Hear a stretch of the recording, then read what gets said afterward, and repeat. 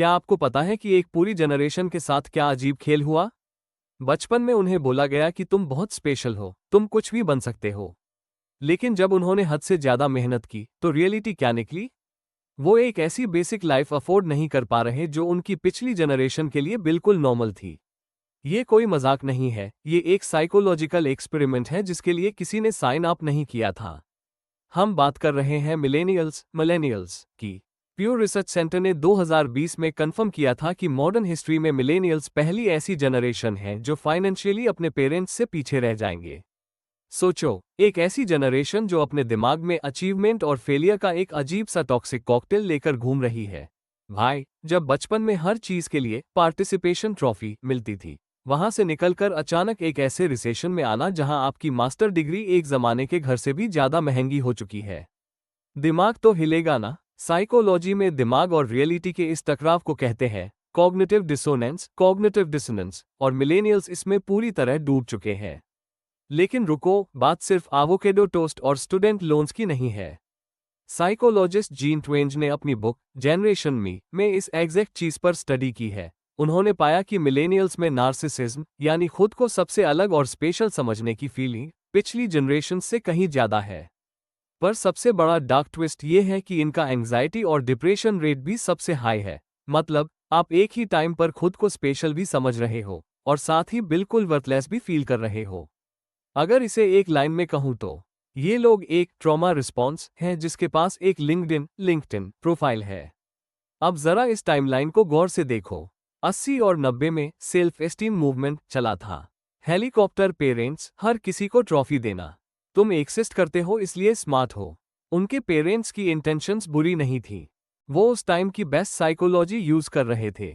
पर जैसे ही ये बच्चे बड़े हुए और अपने 20 में आए, 2008 में इकोनॉमी बुरी तरह क्रैश हो गई। जिस जॉब मार्केट के लिए उन्हें 20 साल तक तैयार किया गया था, वो एक झटके में गायब हो चुका था। इस अचानक आए झटके ने लोगों को हिलाकर रख दिया, और उसके बाद एंट्री हुई एक ऐसी चीज की जिसने आग में घी का काम किया, सोशल मीडिया। मिलेनियल्स ने एडल्ट बनना और साथ ही अपनी जिंदगी को एक ऑडियंस के सामने परफॉर्म करना, दोनों बिल्कुल एक ही वक्त पर सीखा। 2004 में फेसबुक आया, 2010 में इंस्टाग्राम आया। डॉक्टर टिम कासर की रिसर्च साफ दिखाती है कि जब लोग अपनी सेल्फ वर्थ किसी एक्सटर्नल वैलिडेशन पर डिपेंड करते हैं तो उनकी मेंटल वैलिडेशन पर डिपेंड करते हैं, तो उनकी मेंटल हेल्थ पूरी तरह तबाह हो जाती है। और सोशल मीडिया आपको यही तो ट्रेन करता है। आप लिटरली अपनी खुद की एक्सिस्टेंस का एक 24/7 पॉलिटिकल कैंपेन चला रहे हो जहां वोटिंग कभी बंद नहीं होती। अब इस मेंटल प्रेशर के ऊपर जिंदगी का एक और बोझ डाल दो। सोसाइटी कहती है कि एक एज के बाद शादी होनी चाहिए, खुद का घर होना चाहिए, बच्चे होने चाहिए। सबे बताते हैं कि मिलेनियल्स भी ये सब चाहते हैं, पर उनकी ऐसी इकोनॉमिक रियलिटी है जिसने इन नॉर्मल चीजों को लगभग इम्पॉसिबल बना दिया है, जब तक कि उनके पास फैमिली वेल्थ या तगड़ी किस्मत ना हो। इसीलिए आज अपने 30 और 40 में लोग ऐसे फील कर रहे हैं जैसे वो अपनी असली लाइफ शुरू होने का वेट कर रहे हैं। बस प्रॉब्लम यह है कि उनका ये वेटिंग रूम एक स्टूडियो अपार्टमेंट है जिसका रेंट $2200 पर मंथ है, और उनका थेरेपिस्ट मार्च तक बुक्ड है। जब आप सोसाइटी के सेट किए हुए मार्कर्स अचीव नहीं कर पाते, तो आपका दिमाग उसे इजीली जाने नहीं देता। वो अंदर ही अंदर एक लो लेवल कंटिन्यूअस स्ट्रेस पैदा करता है जिसे कहते हैं एलोस्टैटिक लोड, एलोस्टैटिक लोड। आपकी बॉडी लगातार एक ऐसी चीज के लिए प्रिपेयर कर रही है जो कभी आती ही नहीं। ये बिल्कुल ऐसा है जैसे आप अपनी ही लाइफ की लोडिंग स्क्रीन में फंस गए हो जहां प्रोग्रेस बार पिछले 10 साल से 1 इंच भी आगे नहीं बढ़ा है। और पता है सबसे बड़ा धोखा क्या था? इन्हें एक बहुत क्लियर कहानी बेची गई थी, मेहनत करो, कॉलेज जाओ, अच्छी जॉब लो और सेट हो जाओ।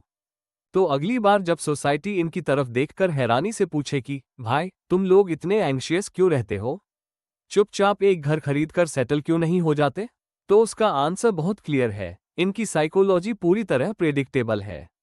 ये लोग बिल्कुल वैसे ही रिएक्ट कर रहे हैं जैसे कोई भी इंसान करता जब उसके पैरों के नीचे से जमीन खिसक जाती, क्योंकि जिंदगी जीने का जो मैप उन्हें बचपन में दिया गया था, वो आज की इस रियलिटी वाली टेरिटरी से दूर दूर तक मैच ही नहीं करता। अगर इस ब्रेकडाउन ने आपके दिमाग के किसी हिस्से पर हिट किया है, तो चैनल को सब्सक्राइब जरूर करना और इस डीप डाइव का हिस्सा बनने के लिए चैनल मेंबर जरूर बनना।